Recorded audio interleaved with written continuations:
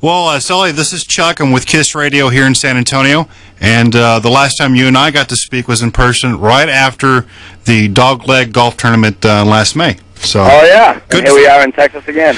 The first thing I really wanted to get to, and I've never seen the answer to this in any interview, and I'm still kind of curious, the use of the song "Awake" in the U.S. Navy commercials. How did that come about, and did y'all really have any involvement with that happening in the commercial?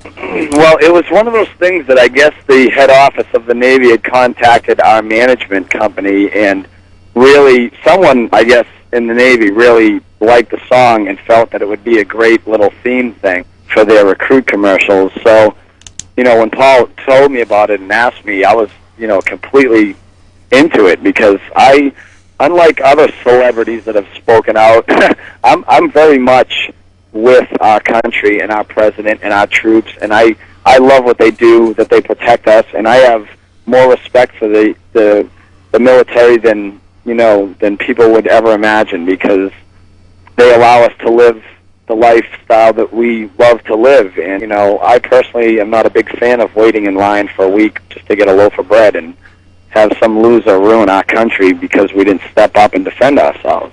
So I've always been, supporting those kind of causes or whatever, and when they asked us to do that, I just thought it was killer. And it's funny you say that because, that's one of those songs that, whenever you write a song and you're playing it or you hear it on the radio, a lot of times as an artist, you think back to, like, when you wrote that song that you were sitting on your living room floor or, whatever, in your tour bus, and it kind of brings you back to that moment and, like, how you were feeling at that time, what inspired you to write it. But that song has been with the Navy now for 3 years. This is the third year in a row that they re-upped their contract with us to keep it.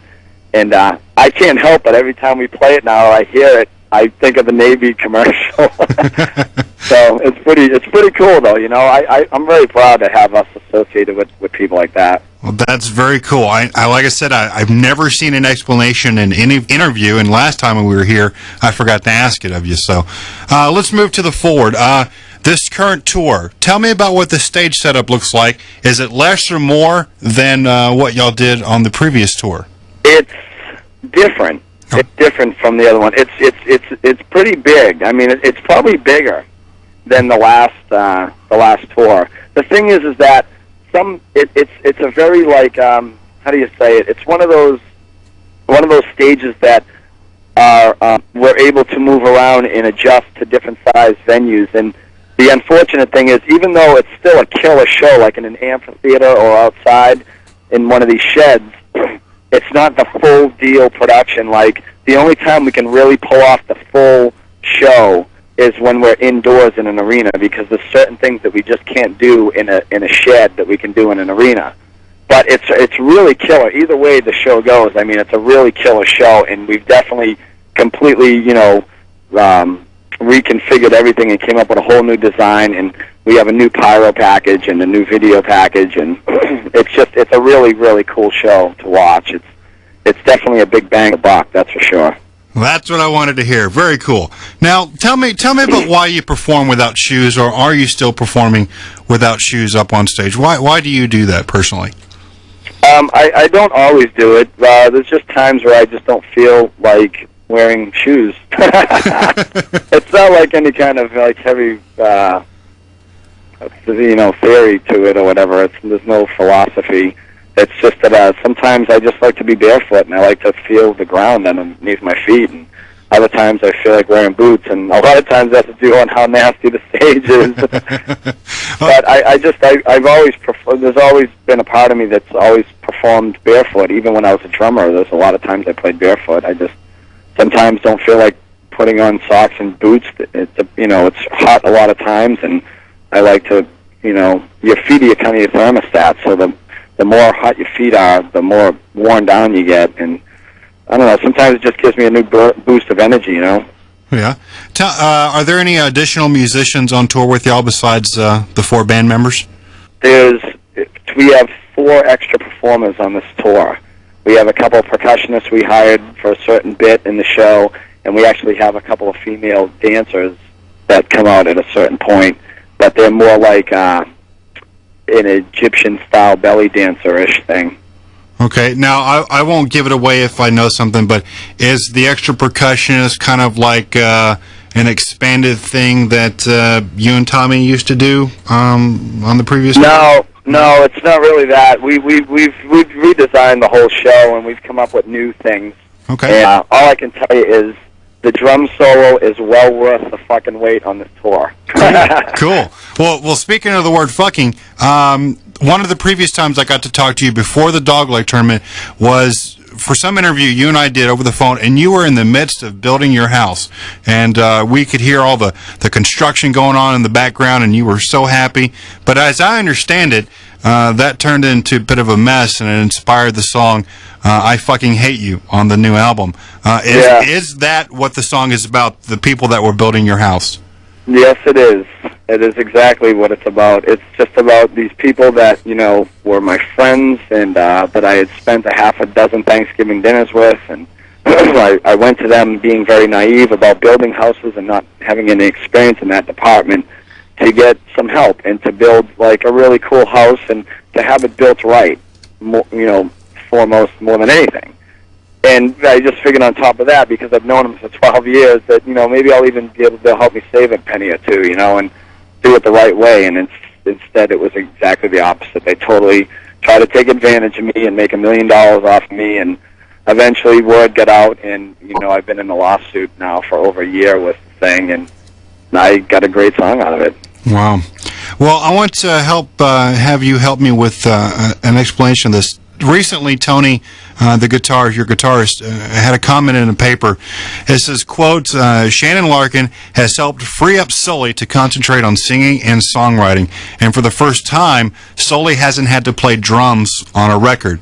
How much drumming did you have to do on the previous two Godsmack albums that say Tommy wasn't able to play, or that you wanted some kind of specific drum sound? Tommy wasn't a part of the first two. I played on all the records. Really? I played on both records and on the singles for I Stand Alone. And then Shannon came into the band, and I actually played a few drum tracks on this record. But I've known Shannon for a long time, and he's more than capable of holding his own. And so I just wanted him to play on this record and feel good about it and be a part of this band, because he is. And the only reason I even played on a few songs on this record was because, for one, I Stand Alone was already written, and I already had done the drum tracks for it. We just remastered it and put it on the record, so that was already a recorded version.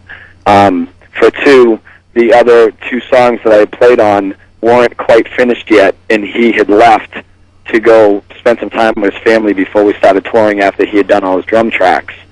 So I was kind of finishing off a couple more songs, and he was just like, dude, fucking, play the drum tracks. It's all good. Like, I don't care. That's kind of why it was left that way. But, yeah, the other two records and the single that we did for the Scorpion King was I had played the drums on. I think Tommy had played on, he played on Vampires and, geez, I think that's it. No, that's excellent explanation, because I did not know that. I thought that he had played some drum tracks on some songs, and when I read that statement from Tony, it confused me just a little bit, and that's a great explanation, which kind of leads me to this. With the addition of Shannon to the band, has his style affected how the band is going to play some of the songs from the first two albums? Has his technique kind of changed up the tempo of the songs at all? No, not really. I mean, we, after taking so much time off, we had really gotten to a point where we had grown, over the last couple of years as individuals a lot. So, of course, that was going to affect the music. And me as a songwriter, I had crossed over into a different place in my life, and it's kind of part of the reason why we had to move on from Tommy, because I don't think he was in the same headspace as we were.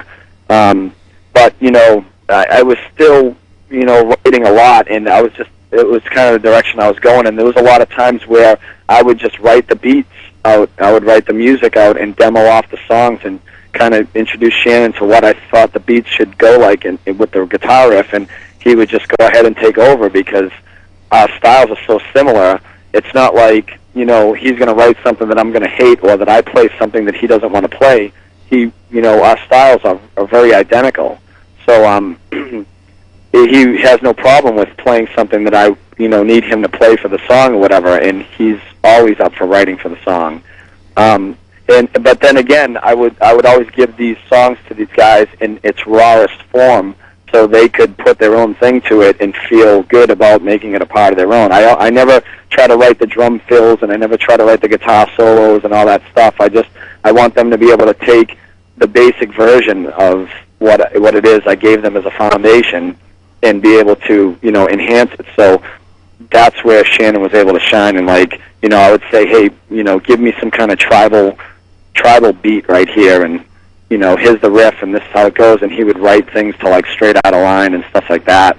But if I was really set on a certain thing, he's not opposed to playing that either, because we just work. We have a great chemistry together. Right. Well, that's obvious. I mean, when I saw the video for Straight Outta Line, I was absolutely effing blown away.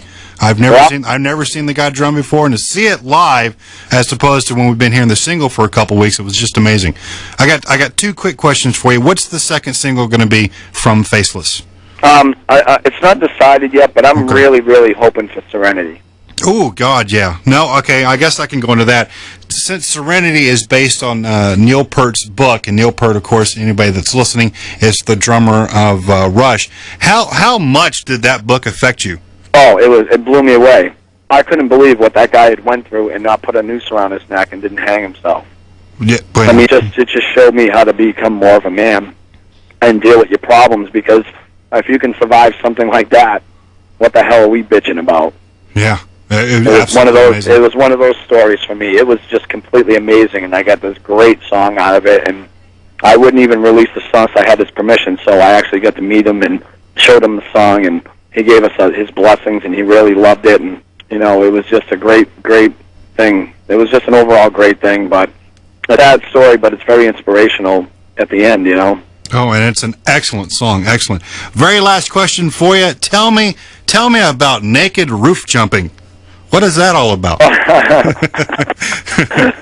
That was in Miami. I can't believe you know about that. That's funny. I'm doing my research, man. I think it was the second or third day we were there. We were all excited. We were in tropical weather, and we escaped the snow and all that stuff of New England. And me and Shannon, I think, had polished off 9 bottles of wine one night. So by 8 o'clock the next morning, we were on top of the roof, because the roof overhung the pool. And we just got naked, and we were jumping off the roof into the pool. It was fun until the neighbors seen us and called the cops. Did they ended up getting autographs, or did they even know who y'all were? No, they didn't care. They just wanted us off the roof naked. Well, very cool. Hopefully, we won't be affording you any naked roof jumping opportunities here in San Antonio. But we are looking forward to the show on Sunday as part of the Big O Rock Show. Oh, man, we're coming to rock the house, trust me. It's going to be good. It's going to be a good day of rock and roll, and it's going to be a lot of fun. So, damn right it is. This town loves its GODSMACK, and that's for damn sure. So, hopefully we'll get to talk to you again on Sunday for a little brief afternoon interview, if that happens, and we look forward to seeing the show. Killer, man. Thank you very much. Thank you. Thanks for your time today, Sully, and we'll see you on Sunday. Take care. Okay, bye-bye. Outside the boundaries of their phony world of kicks is the ever-present possibility of discovery. This must be avoided at all costs, for discovery brings with it the penalties of society: shame, arrest, prison. Forget it, man, and get with the countdown. Shake this square world and blast off for Kicksville.